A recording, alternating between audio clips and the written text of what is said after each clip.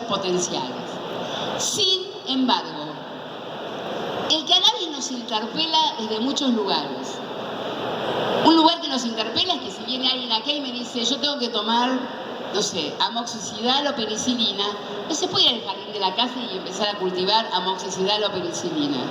Esto, en cambio, con cannabis sí se puede hacer. Entonces, desde ese lugar nos interpela. ¿Desde qué otro lugar nos interpela? Cuando quisieron hacer síntesis en los laboratorios, como hacen con cualquier molécula, en el caso del cannabis no pudieron, porque hacían síntesis, por ejemplo, de THC solo, de cannabidiol solo, y no tenían buenos resultados. ¿Qué significa esto? Lo que comenté yo rápido, ¿no? Hay otros componentes no identificados que tienen sin duda efecto terapéutico, como los terpenos, como los flavonoides. Y en el otro lugar que nos interpela es que el cannabis fue usado durante millones de años por millones de personas.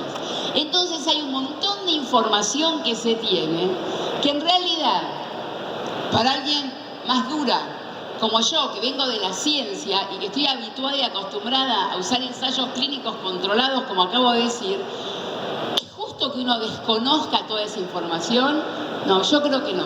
Esto es una evidencia, por eso digo que desde ese lugar también nos interpela. Ahora vamos a ver qué se puede hacer, pero esto es una realidad también con la que estamos conviviendo. Entonces, creo que un elemento muy importante es incorporar algo que nosotros, los profesionales de la salud y los investigadores, no siempre lo tenemos en cuenta, que es la calidad de vida del paciente. A veces ocurre, este es un elemento importante, cómo se mide la calidad de vida del paciente. A veces yo digo, yo epileptóloga, digo, bueno, disminuyó la frecuencia de crisis el 50%. Por lo tanto, si tenía 20 crisis, ahora tiene 10. Para mí, quiere decir que el porcentaje, de acuerdo a todos los estándares internacionales, es que tiene un efecto positivo.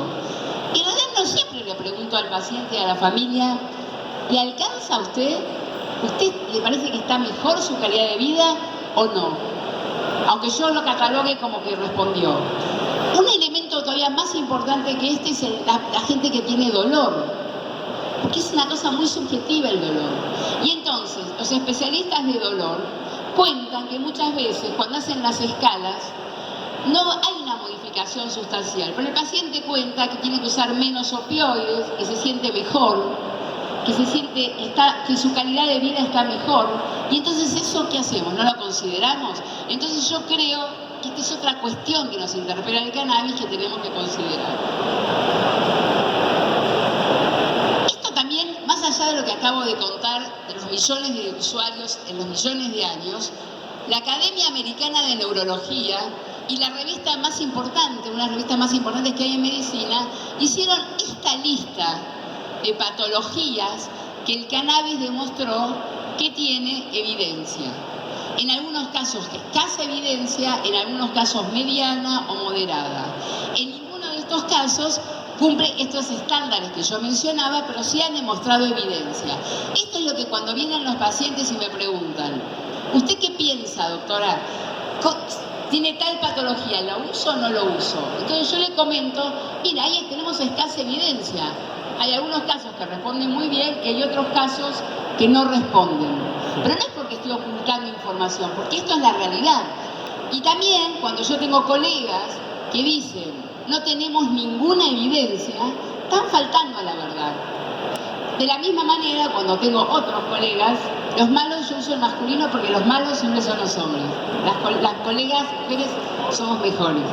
Pero digo, tengo otros colegas que dicen, por ejemplo, que con esto lo voy a curar, con esto se resuelve su patología. Está mintiendo porque no hay ninguna evidencia que diga esto. Esta es la realidad que tenemos hoy, pero esto no es menor, no es que esto salió en el club barrial de acá a la vuelta. Bueno, por este barrio no creo que haya club barriales, pero en el club barrial de mi barrio. No, esto está publicado por una de las academias de ciencias más importantes que tenemos. Muy bien. La farmacología usa distintas vías. Yo escuché que hubo charlas que hablaron de esto, así que es aburrido. Voy a pasar. Quiero decir acá que una de las cosas más importantes que acaba de sacar la guía inglesa sobre el uso del cannabis, los ingleses tienen además que le hicimos el gol con la mano, tienen cosas que son buenas. Por ejemplo, el trabajo que tienen en evidencia. Y entonces ellos sacaron unas guías donde recomiendan que es muy liposoluble el cannabis. Eso significa que se disuelve mal en agua. Entonces aconseja el uso de cápsulas o el aceite sublingual. Por eso se habla de aceite, porque se disuelve mal en el agua. Digo porque muchas veces a mí viene el paciente y me dice, estoy usando aceite. Y yo digo, ¿aceite? ¿Aceite de qué? Aceite, doctora. Digo, ¿de oliva? Y esto tiene que ver porque hay una situación todavía de mucho prejuicio y de una situación de decir, no quiero reconocer que estoy usando aceite de cannabis. Pero el asunto del aceite tiene que ver cómo se disuelve o se prepara el producto. Muy bien. ¿Se acuerdan que al principio yo hice diferenciación entre THC y CBD? En principio hay un elemento que también desde ese lugar nos interpela, el cannabis. Si cualquiera de nosotros acá se va al kiosquito de la esquina o acá adentro y se compra una cajita entera de aspirina y se la toma todo, es probable que se muera. Es venta libre, ¿eh? Pero es probable que se muera a una fibrilación, a una hemorragia digestiva. Hasta hoy no se ha reportado dosis letal con cannabis. No se sabe si alguien se puede fumar 400 hectáreas, es imposible. No hay dosis letal de cannabis. Entonces, este dato también es un dato importante, porque es una situación, por eso yo uso la palabra interpelar. Me parece divertido frente al poder hegemónico médico, frente al poder hegemónico de todos los trabajadores y trabajadoras de la salud, aparece el cannabis que encima de todo tiene esta cuestión. Esto es tan fuerte que hace unos 2 años atrás salió en todos los medios gente que se había muerto en Francia por el uso de cannabis en un ensayo clínico. Saltó el ministro o la ministra de Salud de Francia porque esto era falso. Los que se habían muerto fue por el excipiente que tenía ese producto del ensayo, no por el cannabis. No hay dosis letal de cannabis. Y esto es un dato, o sea, nadie se murió hasta ahora por tener uso sobredosis de cannabis. Esto es un elemento importante. Otro aspecto, como pasa con cualquier medicación, no se recomienda nunca medicación a una mujer embarazada o que esté amamantando. Esto es una regla universal. THC va a tener todos los efectos psicoactivos, efectos somáticos que están acá, que yo creo que todo el mundo saca fotos. Espero que los que saquen fotos, hablo como neurocientífica ahora, que cuando saquen fotos después las miren, porque si uno saca foto y me escucha a mí y mira diapositiva, es un circuito, un cortocircuito que no entiendo más nada, así que tienen que mirarlas.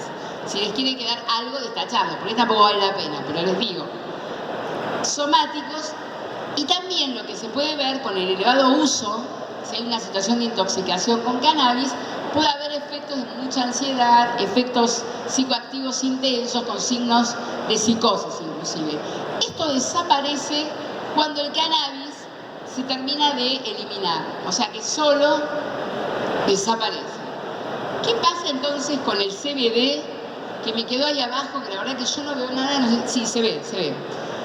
El CBD, la experiencia que yo tengo, lo que está publicado, que se usa en epilepsia, si el paciente usa benzodiazepinas, que es muy frecuente, tiene que saber que aumenta el uso de las benzodiazepinas circulantes y que entonces puede haber efectos, o sea, aumento del sueño o hipersomnia. Esto se los comento también porque entonces depende del productor, cómo lo fabrique, depende de la cantidad que tenga de THC y CBD, va a depender los efectos adversos. Si tiene CBD puro, la verdad que no tendría que tener efectos adversos. Muy bien. ¿Le van a dar el asiento a esa mamá? Es una de las mamás que ayudó a que salga la ley. Gracias. Quiero pararme en este punto que es la dosis. La dosis es un elemento que es una de las grandes preguntas que todos se hacen. ¿Cuál es la dosis? Entonces, cuando hablamos de las dosis, es un tema que está aún muy controvertido en la literatura. Y lo que se recomienda siempre es iniciar con baja dosis de CBD para evitar lo que yo acabo de contar de los efectos adversos y que yo puedo aumentar la cantidad de CBD para que tenga más efecto terapéutico. También es cierto que si yo no tengo respuesta, puedo ir variando lo que decía en la primera diapositiva cuando hablaba que lo importante es la proporción más que el tipo de cepa. Yo puedo ir variando la proporción de CBD y de THC hasta obtener un resultado eficaz. También es cierto que el dolor, de repente, hay experiencias, está investigando en modelos experimentales y en la clínica, que se recomienda usar dosis más altas de THC y más bajo de CBD. Y esto lo comento también, porque hay mucha gente que dice, no, si es cannabis medicinal no puede tener THC. No es cierto esto, porque también tiene un efecto terapéutico el THC, depende de la patología. En las formas puras, y esta es otra discusión, o sea, por ejemplo el Epidiolex, que lo fabrica la industria, nosotros largamos ahora un ensayo en el Hospital El Cruce con adolescentes y adultos y la dosis que se usa está alrededor, va a estar de 200 miligramos día en adultos y 20 miligramos kilo en niños. Entonces, esta dosis que se ve en las formas puras, en realidad es menor que la que se encuentra en el cannabis que se hace de extracción total, donde las dosis son a veces hasta 5 o 10 veces menores. Digo porque yo he participado en discusiones furibundas entre los cannabicultores locales y los pacientes que usan cannabis obtenido por la industria. Tiene que ver con esto, no es un problema que es de otro tipo. Es cómo se hizo la extracción y los porcentajes que tiene y la producción que tiene el producto que se está utilizando. Es interesante también, acá son todos elementos a investigar. Les cuento también que así como hablé del CBD y la dosis, en general se sabe que para el THC la dosis está alrededor de 10 a 15 miligramos. Yo le digo a los pacientes que usan cannabis artesanal, o sea, decimos así a los que lo producen los productores acá, que le tienen que preguntar a su productor cuánto tiene miligramos de CBD y de THC. Y el productor o la productora no puede nunca decir no sé, porque tienen que saber, tienen que pesar lo que están produciendo, cómo lo extraen y tienen que saber cuántos los miligramos que tienen. Después van, ahí lo veo a Sierra, van a Rosario, está por ahí Darío Andrino que está en La Plata, en Buenos Aires se empieza a hacer, nosotros vamos a empezar a hacer en la UNAG, hacemos control de calidad, esperamos que con el nuevo gobierno y las nuevas autoridades en el CONICET nos habiliten a poder hacer los controles de calidad como corresponde y nosotros podemos decir si eso no está contaminado, qué cantidad tiene, pero al margen de eso los productores tienen que saber cuando hacen para cannabis medicinal. Algo que está descrito y se ha observado, y lo dicen las mamás, es que muchas veces uno aumenta la dosis y no ve mejores resultados. Y baja la dosis y comienza a ver mejores resultados. Un tema a investigar en investigación clínica es la habituación. Otro aspecto fundamental es que a veces se ha descrito en niños y en jóvenes que tarda el efecto en observarse hasta 6 semanas. Esto hablo yo cuando hablo para los neurólogos o neurólogas, digo, atención, porque no hay que tocar la dosis, hay que esperar. ¿Por qué? Porque ahí se hace una curva, como pasa con otras moléculas, hasta que se llega a lo que se llama esto se tiene que esperar más o menos 6 semanas. Muy bien. ¿Qué nos pasa en epilepsia? En este momento tenemos más de 20 drogas y los pacientes con epilepsia, el 70% se curan, responden muy bien, pueden hacer una vida normal. Como es una patología tan frecuente, seguramente acá en este ámbito, en cualquier ámbito que uno está, uno cada 200 personas tiene epilepsia, siempre hay alguien que tiene epilepsia. ¿Por qué lo oculta la gente que tiene epilepsia? Porque hay mucha discriminación, porque hay mucho estigma. Entonces la gente, yo atiendo un montón de médicas y médicos que tienen epilepsia, o jugadores de fútbol de primera o artistas, que me dicen no digan nada.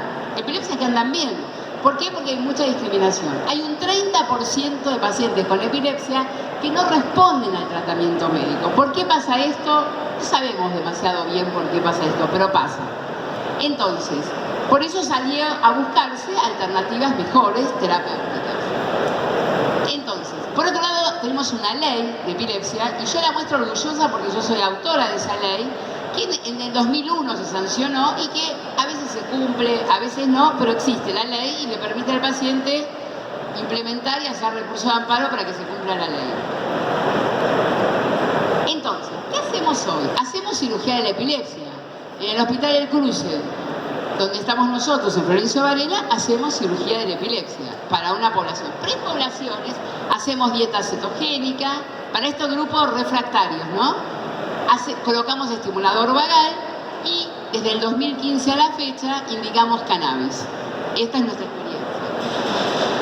Entonces, yo lo que hice fue un estudio, una selección de lo más relevante y les traje este trabajo, que es un trabajo, fíjense todo lo nuevo que es. Esto fue publicado en mayo del 2017 y es el primer trabajo hecho en junio del 2018 que la FDA, que es el organismo regulatorio que dice que una medicación puede venderse o no puede usarse legalmente.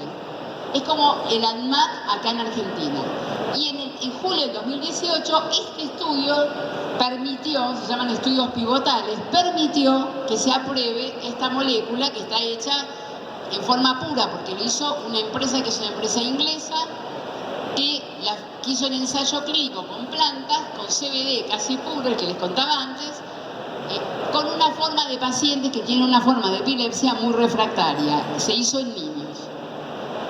Y lo que encontraron fue interesante porque es el primer trabajo hecho contra placebo. ¿Se acuerdan lo que yo decía de lo que a mí me gustaría, estudios estándares? Bueno, lo hicieron. Entonces cuando venían algunos y decían, esto no sirve para... Algunos médicos, ¿no? Esto no sirve para nada, esto está de moda.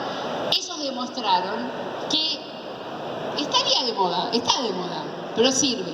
Porque encontraron que más o menos el 50% de los pacientes redujo la frecuencia de crisis, y encontraron una cosa interesante, que el 5% no tuvo más crisis. Esto es raro verlo en estudios con formas tan refractarias de epilepsia. Y entonces a partir de ahí se aprobó. ¿Qué está haciendo esta empresa ahora? Bueno, está tratando de hacer, ¿qué es lo que se hace siempre cuando sale una nueva molécula? Está tratando de ampliar el espectro de indicaciones del cannabis. No me abrís el agua, para otras formas de epilepsia. Están ahora haciendo estos estudios.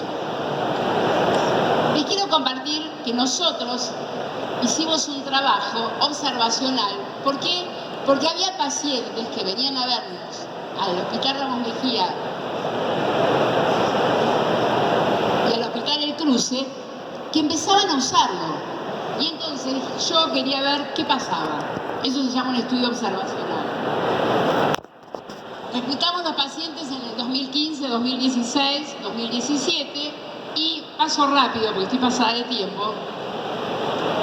Lo que vimos fue esto, que nos llamó mucho la atención. Duró 6 meses este estudio observacional, que está publicado. ¿Por qué duró tanto? Porque un estudio de este tipo dura 2 meses, 3 meses.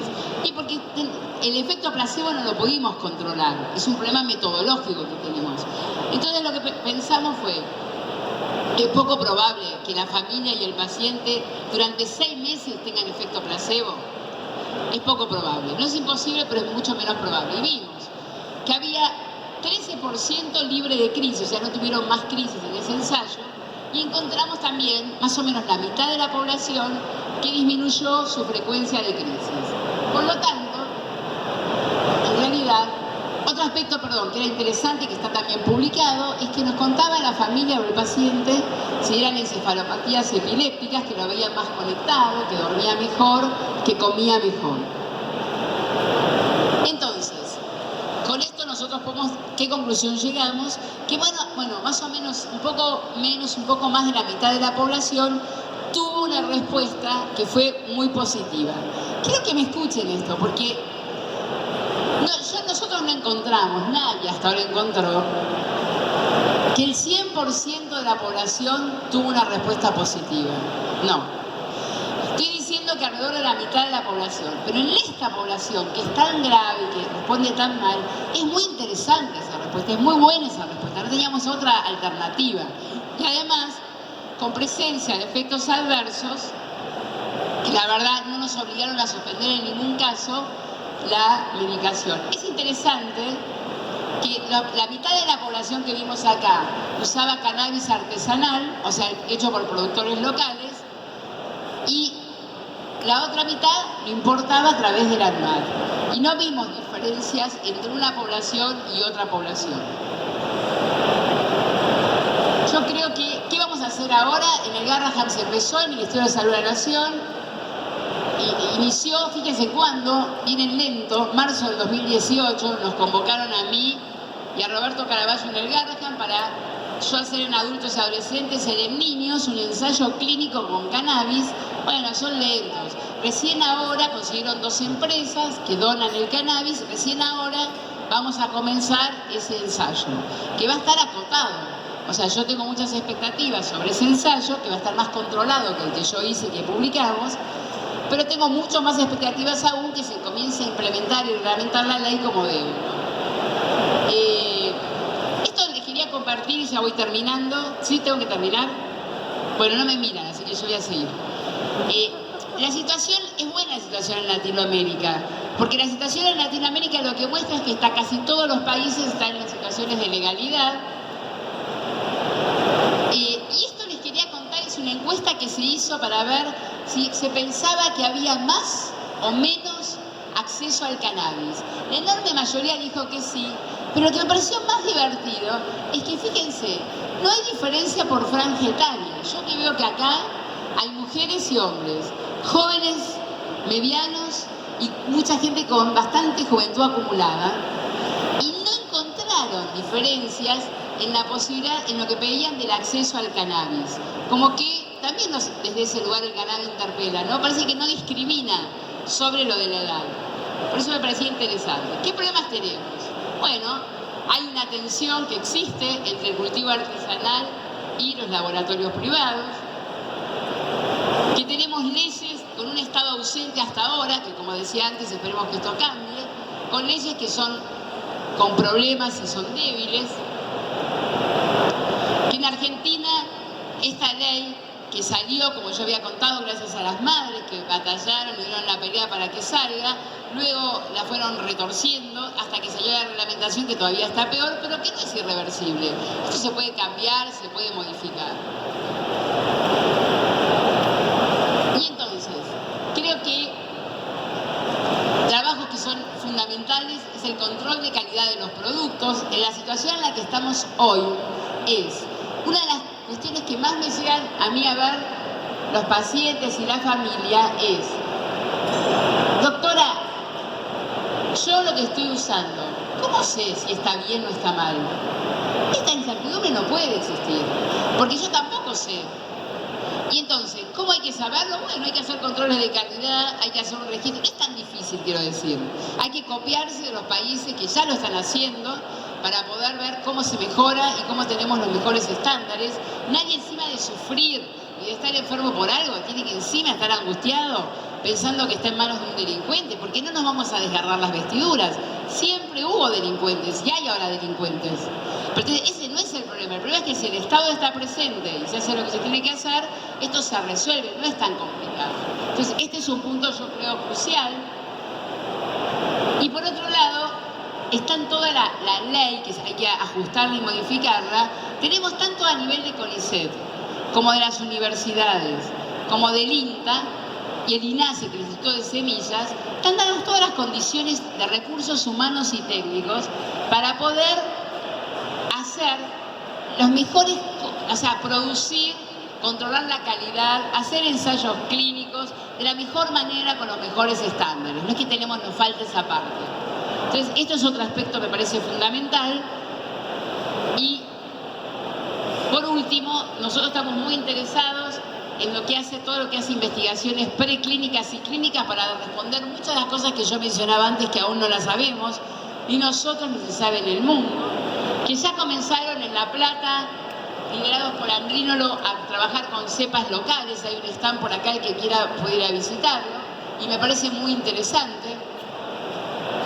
Un aspecto fundamental fundamental es lo que estamos haciendo acá, educar a los profesionales de la salud que saben bastante poco sobre el tema y a la comunidad, porque el saber es poder, y si yo sé sobre un tema y conozco, eso me da garantías de que las cosas se hagan mejor. Creo que hay que estimular la producción de cannabis aplicando las buenas prácticas de manufactura, que así se dice, para los que no están en el tema, cuando uno produce cualquier medicación. Entonces tiene que hacerse bien para que yo use un producto que tenga todas las garantías que tiene que tener. ¿Quién va a producir? Bueno, personalmente yo creo que tienen que producir los cannabicultores locales, las familias, los clubes de cannabis, como están haciendo los uruguayos en Canadá, en Israel, en España, y también, por supuesto, los laboratorios de producción pública de medicamentos y los laboratorios farmacéuticos privados. Bueno, eso se resolverá, pero creo que toda esta gente está en condiciones y puede hacer y puede producir. Y muchas gracias.